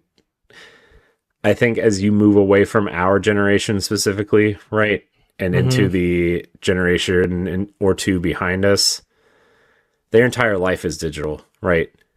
They grew up on iPads, they grew up on phones, they grew up on, you know, DS and 3DSs that had the eShop, right? Like, their whole lives are digital. And so, yes, you know, I don't even know if my nephew's new games came on discs until they came over here, right? Because I have some on my shelves, you know. So I mean, it's just that's just where we're at. Our generation every day grows out of games one by one. You know, it's not like it's not anybody's fault. It's just time and how you play them and the way people want to play them and everything. So, as long as these games end up coming over, I think it's great, and I will be there day one to buy most of them if I can. Right, even the Resident Evil games, like I'll buy them. I will probably I'll play them on stream with somebody with me, right? But I don't know if I'll ever play them in the dark by myself. I mean, I remember when Resident Evil 7 came out, when we were doing DNA stuff. I made Joey play the game while I sat there and watched him play it. Those Let's Plays are still up on that YouTube channel, I think. But it was like I think the Resident Evil. I think it was the Resident Evil 7 demo that came out, not the kitchen demo. It was literally like that opening section of the game. Yeah. Because I think it ends with the family sitting at the dinner table, is where the demo ends. But I believe so. But I think regardless, as you know, and I think sometime next year 2, 3, and 4 will end up making their way over. You know, the remakes. Yeah. Which I actually did like the Resident Evil 4 remake. It was kind of scary, but like I liked it. I think I liked the Ada Wong DLC better because it was more actiony, right? Like, yeah. It's not because she's wearing a tight sweater. Everybody, calm down. I liked the action aspect of it. I think it was a little bit more my speed, and like I think that's why I liked Resident Evil 5 and 6 more, right? Because they're not scary, really. You know, they're just action-packed games. Yeah, we should play through those co-op on Switch on stream soon. We need, once we get this streaming scheduled together. Which I'm putting together our new schedule. I'm putting together our new content release stuff. You know, it'll be up on Patreon, but it'll also be out on social media and stuff too. So you can just follow us there. The Boss Rush Network account and the Pow Block account. You can see it, but we're going to try to, I would like to stream twice a week outside of the podcasts. But we'll see. We'll see what happens. Anyways. Yeah. Final Fantasy VII coming out January 22nd, 2026. It is getting a demo. It's getting a demo soon. So if you are unsure, you can play the demo, and then in traditional Square Enix fashion, the demo save will carry over to the main game. Oh, okay. So, yeah, I think, man, Switch 2, man, looking more and more like it looks more like a more real system. Well, I wasn't going to say that. I was going to say more of a primary system, right? Because we always said the Switch was a great companion to the other two consoles, but, you know, we see the other two consoles going to try what the Switch is going to do, right? And what Steam is doing. So, and Xbox is shockingly failing in catastrophic fashion, it seems. It's so funny. They announced it was the fastest Xbox system to sell out, and I'm like, my Best Buy and my Target are still taking pre-orders. So, and they're still available on Amazon. So I don't know where they sold out, but maybe the Microsoft store they sold out. But how many did you really have for sale from the Microsoft store? You know, and the thing about it. Also, I got on Xbox today, and I went into like the store section, and there's a big banner that says "Pre-order the ROG Ally." You can go in there on your Xbox and pre-order it from the Microsoft store. So I don't know. Look, I love Xbox. I do. We talk about it all the time. Stop lying, guys. Stop. Oh my gosh, you should go listen to Xbox Casuals. Josh and I went on like a 20-minute rant on Aaron Greenberg in the marketing for Xbox. Oh no. Oh, man. Dude, he's the worst marketing director ever. Did you watch the Tokyo Game Show Xbox? Yeah, it was a snooze fest in my opinion. I mean, it was fine, but it was snooze fest.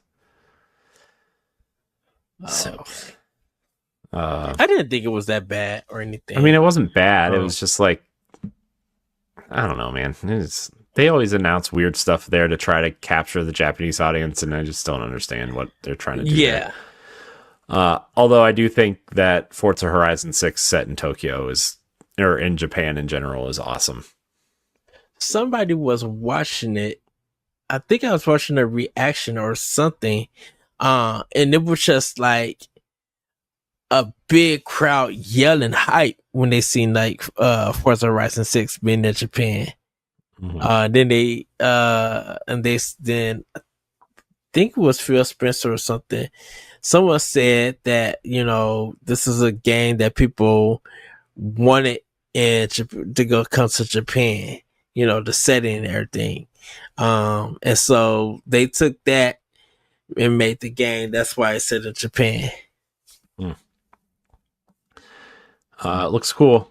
I think it's fair to say that they are great games. So yes. All right. Let's see. Our last story for the night, Ed.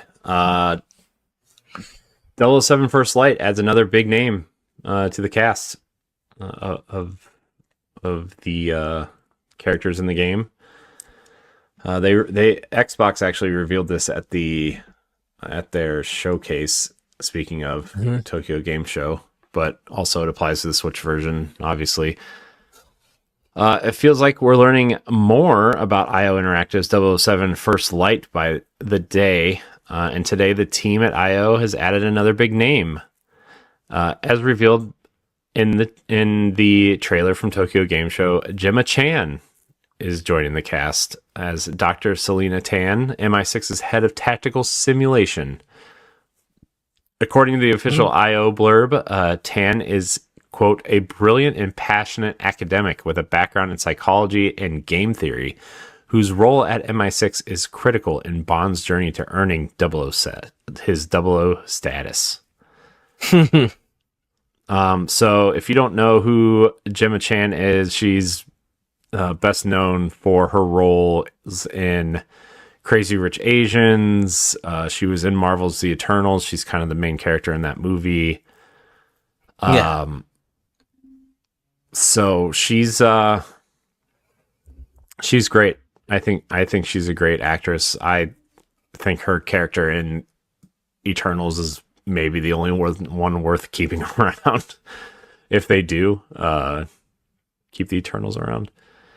But this game continues to impress me. Yes. I think this game looks really... It looks really like... I don't know.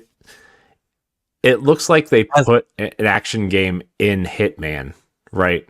Because it still has all that crazy, like, sneaking around Hitman-y stuff, right? But then there's, like, these big action set pieces, right? And, like, you got all the cool Bond stuff from, at least up through the Pierce Brosnan movies, right? Of, like, the laser watches and the cool cars and the, snarky quips. And I think it has, like, an Uncharted feel almost to it. Like, the character dialogue and everything. Like, I'm really excited about this. And it's been a long time since we had a good 007 game. Someone said like the 007 Nightfire on GameCube was like last best one of them. Was that really? Yeah, I mean, Agent Under Fire and Nightfire were both really good. The one after that, which was Everything or Nothing, I think was still pretty good. But then we got like Bloodstone on an Xbox 360, and then we got that weird GoldenEye remake, right? That was like they put Daniel Craig in it instead of Pierce Brosnan, and it just they changed everything in it to make it feel more like the Craig movies, and it's like this. What's going on here? Also, they put it on the Wii, and you had to use the Wii remote. It's like, come on. It did come, if you bought the special edition, though, it did come with that cool gold Wii Classic controller, though, which was like, feels like it's going to break when I take it out of the box. Right. Like, oh. Ugh. So, good cast, though. I'm excited. The guy that plays Bond actually plays Dexter in the new Dexter reboot show. Yeah. Oh, the prequel show. But yeah, that's 007 First Light comes out early next year, some point too. Yes. Right. So I'm very excited for that game. 2026, March 27th. So, man, dude, 2026 is already lining up to be just such a... It's crazy, dude. Super crazy. Oh, I didn't know this. When was this story? This was earlier this month. Oh. IO stuck Daniel Craig's head on Agent 47 to pitch 007 First Light. That's funny. But that's our news, Ed. That's what we got. So all right. Let's man, I saw something earlier that I wanted to talk about. It wasn't really news related, but it was like something really interesting, and now I kind of forget what it is. So guess we're not talking about it. You don't know what website it was on? I just don't remember what it was, man. I don't even remember what the subject matter was. Okay. Oh, some other lighter news. We don't need to talk about it really, but Professor Layton and the New World of Steam has been delayed to 2026. Yeah. And where did that other thing go? I wanted to say. People are mad that Yooka Replay is running at 30 frames a second on Switch 2. What was the other thing? I don't know. Whatever. It's fine. Guess it's not that important. I'm just making sure I didn't miss anything here. Aspire's putting out a new remaster of Deus Ex, which people are like, it looks just like the original. Yeah, you know what? I have not seen any pictures of it. Like Sony didn't even show any at the State of Play. I mean, it reminds me of like what they did with Tomb Raider and Legacy of Kain, where like they cleaned up the assets. It's not really like, you know, I mean, they did asset cleanup and asset replacement, but it still feels like it came out in 98, 99, 2000, something. Yeah. So, all right, let's get into some Pack Watch, Ed. Yes. Pack Watch. Not a lot coming out this week, but you know, we there's a lot of major games coming out, so let me get this first one pulled up because I forgot to write this down. Don't move, everybody. I promise. Nope, that's wrong. Game. All right. Why does this not pop up? All right. Gosh, Square, come on. All right. So we're getting a lot of things on 9:30. Final Fantasy Tactics: The Ivalice Chronicles. This enhanced version has been created by a team composed of the original team members and new developers, and features everything that made the 1997 PlayStation original so acclaimed.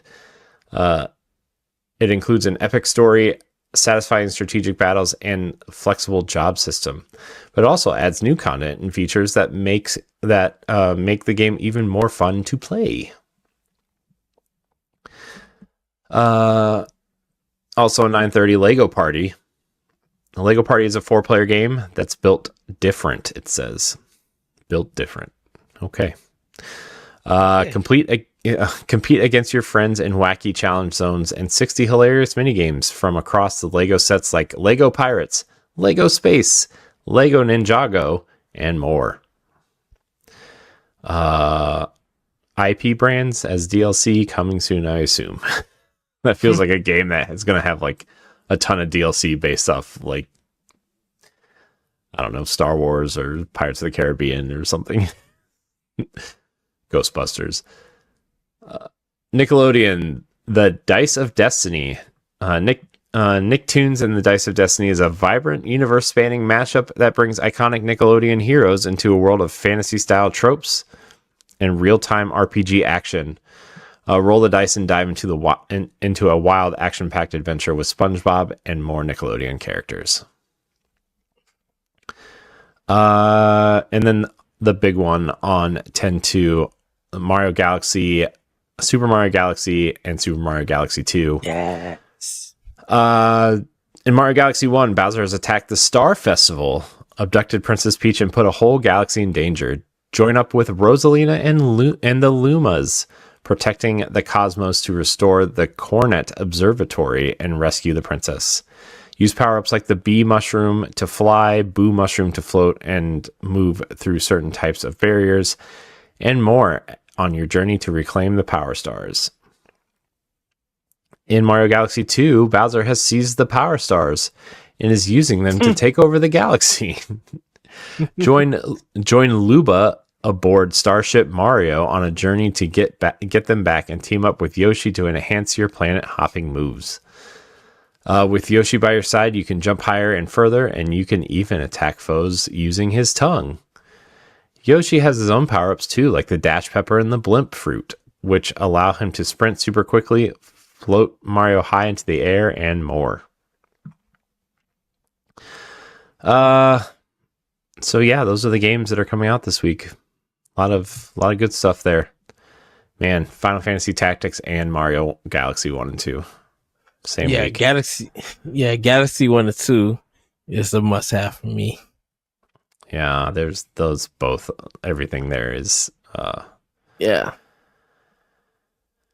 Oh boy! All right, let's get into some weekly updates, and then didn't ask for questions, so we don't have any, but we'll have some next week. Yes, we will.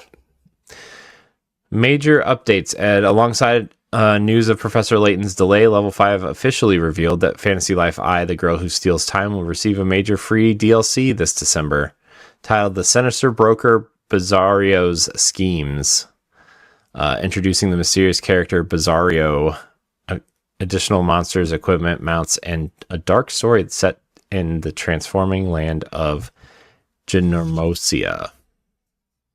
I don't know.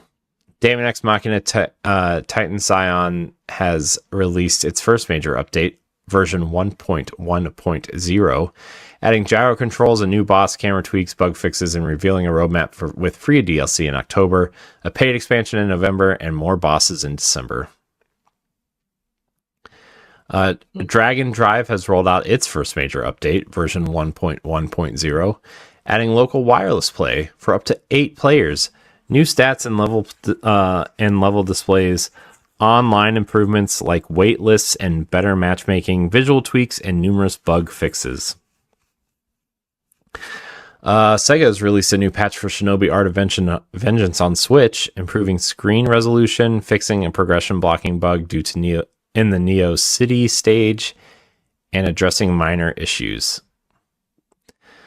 The latest Heretic and Hexen updates introduces new accessibility and gameplay options, buffs and balance tweaks, smoother animations, bug fixes, numerous level corrections, modding improvements, and Microsoft Store support enhancements. That's interesting. That must be for the Xbox and PC versions. Yeah. Yeah. The latest Hitman updates deliver major gameplay refinements like improved two-handed aiming, tactical reload polish, scope fixes, new holstering and inventory features, safe house edition, seasonal cosmetics, Extensive bug fixes across levels, UI, and platforms, new customization options for player control, and adds Bruce Lee as an elusive target. So there you go. Yeah, I seen that trailer. I'm like, what the heck? Mm-hmm. So those are our updates for the week, and I didn't see any new Game Boy or any new Nintendo Switch Online updates. No new Nintendo Music, although there was something came out last week that I didn't say on Nintendo Music. Something came out. I don't remember what it was. It's fine. Let me see if I can find it real quick. Nintendo Music. Whoops. Let's see. Oh, Donkey Kong Bonanza and The Adventures of Link from NES are now on Nintendo Music. Those were the games. Okay. Mario Galaxy 2 has also been added. That was 2 weeks ago it was added. So yeah, I know. I think one of them was added like right after the presentation, a little bit for Mario. Yeah. So that's it. That's all we got. All right. Well, my final thought, everybody, for me is that, you know, we are getting ready for a spooky season. So hopefully you guys maybe play 1 or 2 horror games this month. Maybe it's Silent Hill F, maybe it is Resident Evil or whatever. Like, I would love for you guys to get into some spooky games. I'm going to be trying to play some spooky games this month too.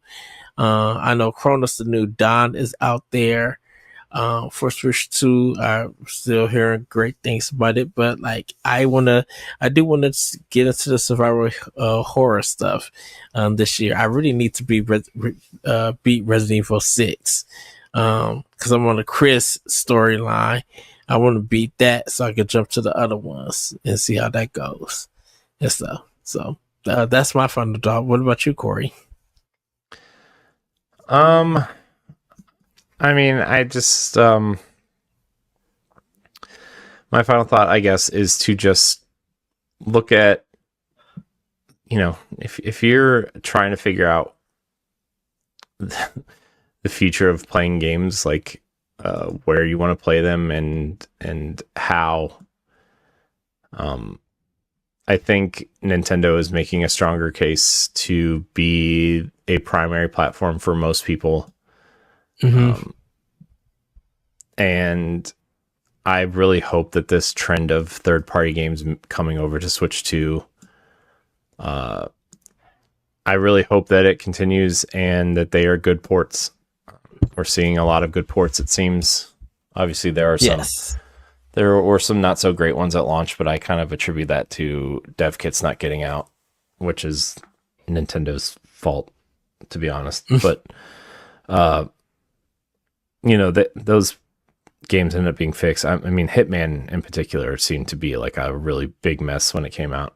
Yakuza also, I guess, was not very smooth when it came out either, but they seem to have been fixed, right? And they seem to be running pretty well now. Obviously, Borderlands has this big delay, which, whatever. I feel like if you own another console or a PC, you're playing that there anyway because it's a shooter, right? You're not playing it in handheld mode, but I don't know. I still think Borderlands is a nice game to have on Switch, specifically like because the Switch 2 is more powerful and like the Pro controller feels like the Xbox controller, so it's kind of made for that too. So yeah, I don't know. I think obviously with the way that these handheld PCs are going, Nintendo's, if you want a handheld, Nintendo's clearly the best option right now, unless you're a PC player. Pretty much. So like even like a Steam Deck, I think, you know, seems more appealing than a ROG Xbox Ally X at $1,000 gross. I can't believe it's $1,000. I understand that it's more than an Xbox and that it's a PC inside, and like, you know, like I understand that you could literally use it as your personal computer, right? Hook a keyboard up to it and a mouse and go on the internet and do spreadsheets and, you know, log into Twitter or whatever. But like, dude, $1,000. It's because it's being like it's such a sticker shock because they're marketing it wrong. You know, they're trying to market it like an Xbox and it's not, and that's why the sticker shock is there. You know, so I don't know. I think Nintendo's in a pretty good position. You know, we talked about this point last year, actually, when you know, if Nintendo can just be powerful and kind of land in this sweet spot of power and convenience, right, and pricing, like and obviously drawing in third parties to be on their platform, right? Like, I don't know, man. I think they're in a really good position. Yeah, so. I think working on the Switch put them in a good position. Yeah, you know, giving that system games and seeing the sales numbers go up. Yeah. I think they're in a great position, and I'm kind of excited to see the trajectory of this moving forward. See which third party games come over and which games are going to get. Oh, that was the other thing I wanted to talk about a little bit, but I couldn't find the story. Apparently, the Lego games, like most of them, are going to get switched to updates for free, like Lego Jurassic Park, Lego Batman, I think the Marvel ones, the Harry Potter one. So look out for some free Switch 2 Lego updates if you have them. Which they're usually on sale for like $3 or $4 all the time. I bought Lego Incredibles for $3.99. So, man, what's there to lose? Yeah, $4, which is what? Oh no, I can't drink my coffee this morning. $4 is nothing, man. Anyway, let's get me out of here. All right. Well, thank you for watching and or listening to this episode of Nintendo Pow Block. If you joined us live, follow or subscribe to the channel. Well, not this episode, everybody, but hopefully if you joined us live. You watching if you haven't done so already. If you're watching later on YouTube, be sure to subscribe to the channel, like the video, and share your thoughts in the comments. Whether it's on today's topic or a new idea we can discuss in a future episode. If you're listening on Spotify or Apple Podcasts, consider leaving us a 5-star rating and a nice review as it helps us with discoverability and reach. You can support Boss Rush on Patreon at patreon.com/BossRushNetwork at a tier that's right for you. You give a follow for free and gain access to all of our base shows on one feed. Corey, we had a good show. We discussed a lot. as we usually do. So yes, dude, I'm like, we'll talk about it off air. I'm really excited to play like these major games on the Switch too. Yes, it's finally happening. Well, thank you again for watching and listening, and we'll see you next time. Bye, everybody. Woohoo! Goodbye. If you want to see how you can become a Patreon producer, head on over to patreon.com/BossRushNetwork. The Patreon producers for this month are Adriel Munger, Austin Campbell, Celeste Roberts, Sana Dirrig, Francisco Santillan, Matthew Keel, and Christian S. Thanks for your continued support of the Boss Rush Network.